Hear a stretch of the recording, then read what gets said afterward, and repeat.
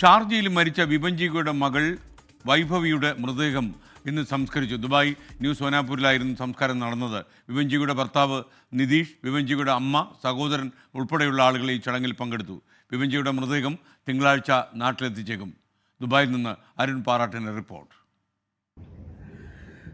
ഏറെ നാൾ നീണ്ടുനിന്ന അനിശ്ചിതങ്ങൾക്കാണ് ഇന്നിപ്പോൾ വിരാമമായിരിക്കുന്നത്. ഷാർജയിൽ മരിച്ച വിഭഞ്ജികയുടെ മകൾ വൈഭവിയുടെ മൃതദേഹം ഇപ്പോൾ ദുബായിൽ സംസ്കരിച്ചിരിക്കുകയാണ്.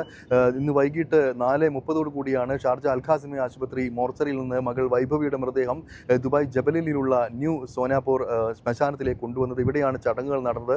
ഹിന്ദു ആചാരപ്രകാരമായിരുന്നു ഈ ഒരു മൃതദേഹത്തിൻ്റെ സംസ്കാര ചടങ്ങുകളെല്ലാം തന്നെ ദുബായിൽ നടന്നത്. വിഭഞ്ജികയുടെ അമ്മ ശൈലജ, അതോടൊപ്പം തന്നെ സഹോദരൻ, വിഭഞ്ജികയുടെ ഭർത്താവ് നിതിൻ തുടങ്ങിയ ബന്ധുക്കൾ എല്ലാവരും ഈ ഒരു ചടങ്ങിനെത്തിയിരുന്നു. അതിവൈകാരിക നിമിഷങ്ങൾക്കായിരുന്നു വൈകിട്ട് ദുബായ് ജബലലിയിലെ ന്യൂ മുഹൈസിന മോർച്ചറി ക്രിമിനൽ ശ്മശാനം സാക്ഷ്യം വഹിച്ചത്.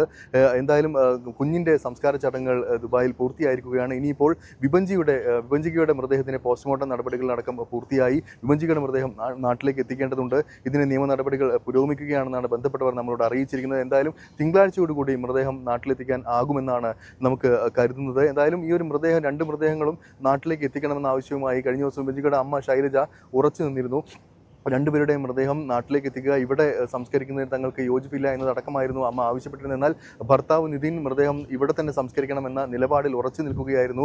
തുടർന്ന് ഇന്നലെ ഇന്ത്യൻ കോൺസുലേറ്റ് നേതൃത്വത്തിൽ ചർച്ച നടന്നു. എന്തായാലും ഇനിയും 10 ദിവസത്തോളമായി ഈ ഒരു മരണം നടന്നിട്ട് ഇനിയും ഈ ഒരു കുഞ്ഞിൻ്റെ മൃതദേഹം ഫ്രീസറിൽ വെച്ചുകൊണ്ടിരിക്കാൻ തങ്ങൾക്ക് താല്പര്യമില്ല, അതിന് തങ്ങൾ ഒരുക്കമല്ല എന്ന് പിന്നീട് വിഭഞ്ജികയുടെ അമ്മ ശൈലജ തീരുമാനമെടുക്കുകയായിരുന്നു. തുടർന്നാണ് ഇന്നിപ്പോൾ ഈ ഒരു മൃതദേഹം ഇവിടെ സംസ്കരിക്കാൻ തീരുമാനിച്ചത്. ഇന്ന് വൈകിട്ട് 4 മണിയോടെയാണ് വിഭഞ്ജികയുടെ മകൾ വൈഭവിയുടെ സംസ്കാര ചടങ്ങുകൾ നടന്നത്. ഇനി എന്തായാലും വിഭഞ്ജികയുടെ മൃതദേഹം നാട്ടിലേക്ക് എത്തിക്കാനുള്ള നടപടിക്രമങ്ങൾ പൂർത്തിയായി. തിങ്കളാഴ്ചയോടുകൂടി തന്നെ വിഭഞ്ജികയുടെ മൃതദേഹവും നാട്ടിലെത്തിക്കാനാകുമെന്നാണ് പ്രതീക്ഷിക്കുന്നത്.